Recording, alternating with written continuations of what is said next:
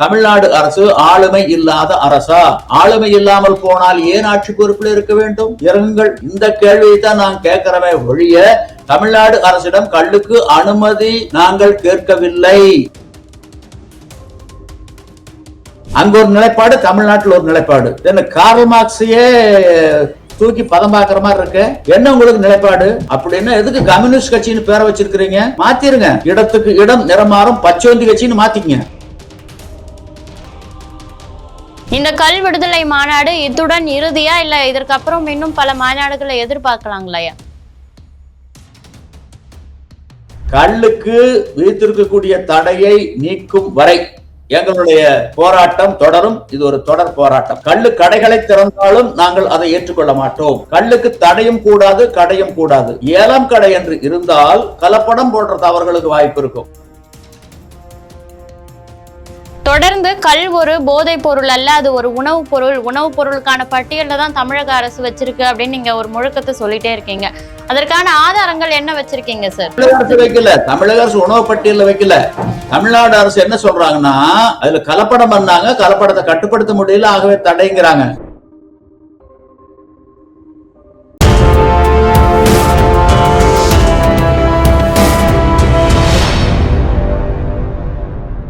You Tamil நேயர்களுக்கு வணக்கம். இன்னைக்கு நம்ம கூட கல் விடுதலை இயக்க ஒருங்கிணைப்பாளர் திரு கல்லு நல்லசாமி ஐயா அவர்கள் தான் இணைஞ்சிருக்காங்க. வணக்கம் சார். வணக்கம். கல் விடுதலை மாநாடு பல விமர்சனங்களை கடந்து தொடர்ச்சியா இந்த மாநாட்டை நடத்திட்டு இருக்கீங்க.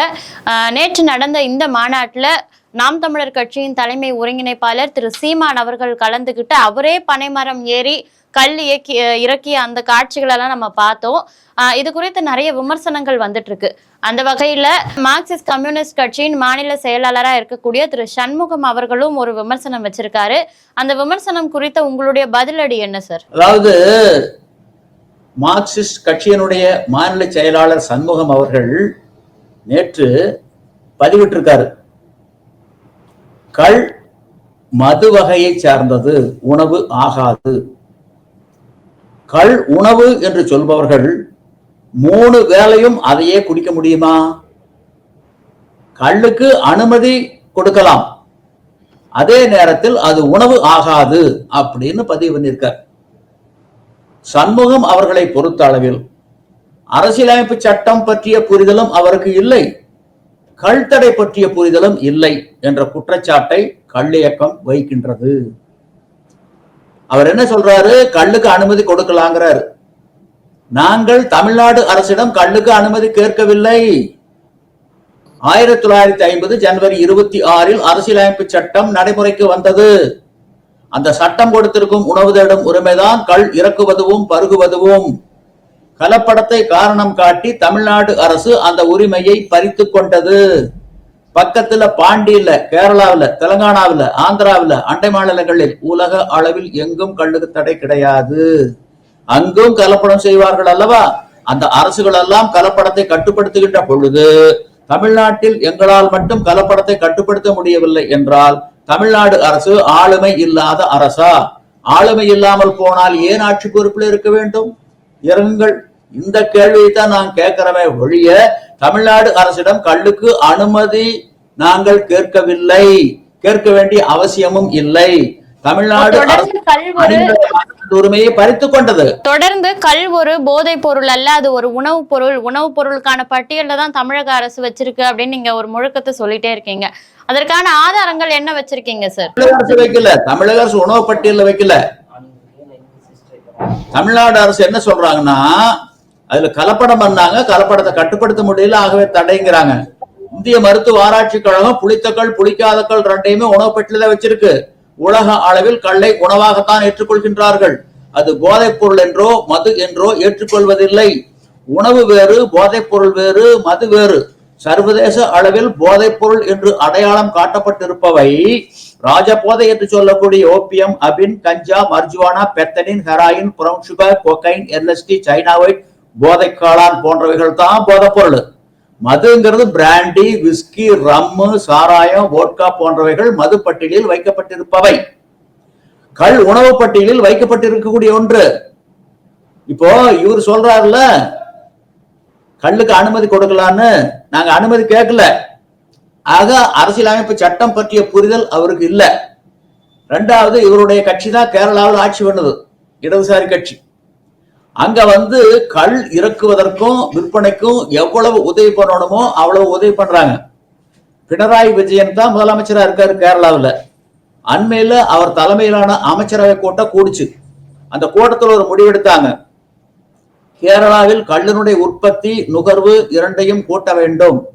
இதற்காக மதுக்கடைகளில் கள்ளை சந்தைப்படுத்த வேண்டும். கள்ளை மதிப்பு கூட்டப்பட்ட பண்டங்களாக மாற்றி பவுச்சில், பாட்டில்கள்ல, டின்கள்ல, டப்பாக்கில், டெட்ரா பேக்கிங்ல அடைச்சு அதை அங்கே மதுக்கடைகளில் சந்தைப்படுத்த வேண்டும். காலாவதி ஆகிவிட்டால் அதை அழிக்க வேண்டியதில்லை, வீணடிக்க வேண்டியதில்லை. அப்படியே அதை வினிகராக மாற்றிக்கொள்ளலாம். அது உணவு பதனிடும் தொழிற்சாலைகளில் பயன்படுத்துறாங்க. ஃபுட் ப்ராசஸிங் இண்டஸ்ட்ரியில வினிகரை பயன்படுத்துறாங்க. அதுக்கு நாம பயன்படுத்திக்கலாம் அப்படின்னு அவர் பதிவு பண்றாரு. இதெல்லாம் பெருமையா இருக்கு. அங்க பாத்தீங்கன்னா கள் இறக்குறதுக்கு எவ்வளவு ஊக்கம் கொடுக்குறாங்க தெரியுங்களா? ரெண்டாவது, எவ்வளவு முன்னுரிமை கொடுக்குறாங்க. முத கொரோனா கேரளாவில் தான் தாக்குச்சு. அப்போ ஊரடங்கு கொண்டு வந்தாங்க, மதுக்கடைகளை மூடினாங்க, கள்ளுக்கடைகளை திறந்தே வைத்திருந்தார்கள். அப்போ கேரளாவில் படிப்படியா மதுவிலக்கு அமல்படுத்தப்பட்ட போது அரசு கள் மீது கை வைக்கவில்லை. இறக்குமதி மதுக்கள், இந்திய தயாரிப்பு அயல்நாட்டு மதுக்களை தான் குறைச்சாங்க, கள் மீது கை வைக்கல. உங்களுக்கு தெரியும், பல ஆண்டுகளுக்கு முன்பு உச்சநீதிமன்றம் ஒரு உத்தரவு பிறப்பித்தது. நெடுஞ்சாலை ஓரங்களில் இருக்கக்கூடிய மதுக்கடைகளை மூட வேண்டும் என்பது அந்த உத்தரவு.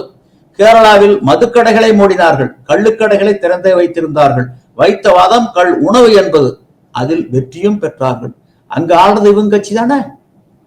அங்க ஒரு நிலைப்பாடு, தமிழ்நாட்டில் ஒரு நிலைப்பாடு. கார்ல் மார்க்ஸையே தூக்கி பதம் பார்க்கிற மாதிரி இருக்கு.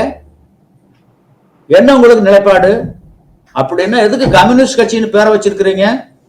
மாத்திருங்க, இடத்துக்கு இடம் நிறமாறும் பச்சோந்தி கட்சின்னு மாத்திக்கங்க. இல்ல இவர் சொல்றாருல, நீங்க இட்லி உணவுன்னு ஏத்துக்கிறீங்களா? ஏத்துக்கிறீங்களா? உணவு தானே இட்லி, உணவு பொருள் தானே.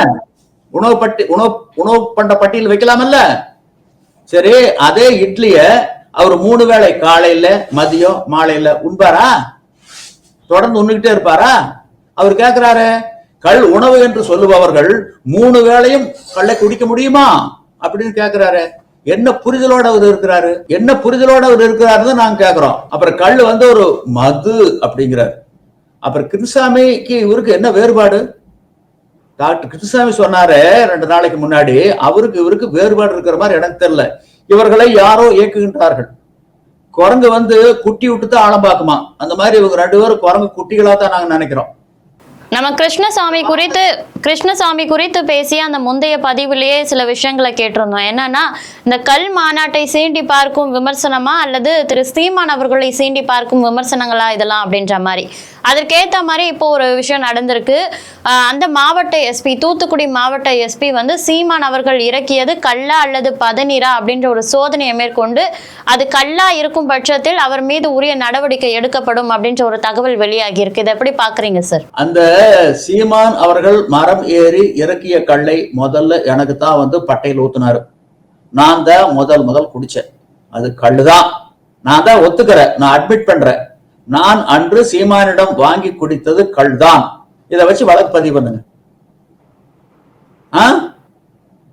இந்த ஸ்டேட்மெண்ட்டை வச்சு நீங்க வழக்கு பதிவு பண்ணுங்க.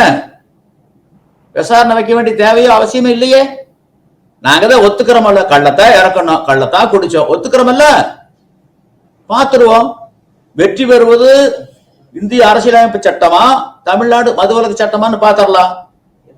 தமிழ்நாடு அரசனுடைய கையில, மு.க. ஸ்டாலின் அவர்களுடைய கையில் தமிழ்நாடு மதுவிலக்கு சட்டம் இருக்கு. எங்க கையில இந்திய அரசியலமைப்பு சட்டம் இருக்கு, ரெண்டையும் மோதிட்டு பார்ப்போம், எது வெற்றி பெறுதுன்னு பார்க்கலாம். வர சொல்லுங்க. இல்ல சண்முகம் போன்றவர்களுக்கு எத்தனை கடிதங்கள் இருக்கிறோம், 1 2 என்ன கேட்டிருக்கிறோம் அந்த கடிதத்துல? கள் விடுதலையில் உங்களுக்கு உடன்பாடா முரண்பாடா? உடன்பாடு என்றால் வரவேற்கின்றோம், முரண்பாடு என்றால் வாதத்துக்கு அழைக்கின்றோம், வாங்கிக் கொள்ளுங்கள் 10 கோடி ரூபாய் பரிசை. இரண்டுக்கும் நாங்கள் தயாராக இல்லை என்றால் எதற்காக உங்களுக்கு கட்சி, எதற்காக கட்சியில் பொறுப்பு என்று கேட்ட கேள்விகளுக்கு இதுவரை பதில் இல்லை. அப்படி என்றால் இவர்கள் மீனுக்கு வாலையும் பாம்புக்கு தலையும் காட்டுகின்றார்கள், ஒரு நழுவல் போக்கை கடைபிடிக்கின்றார்கள்.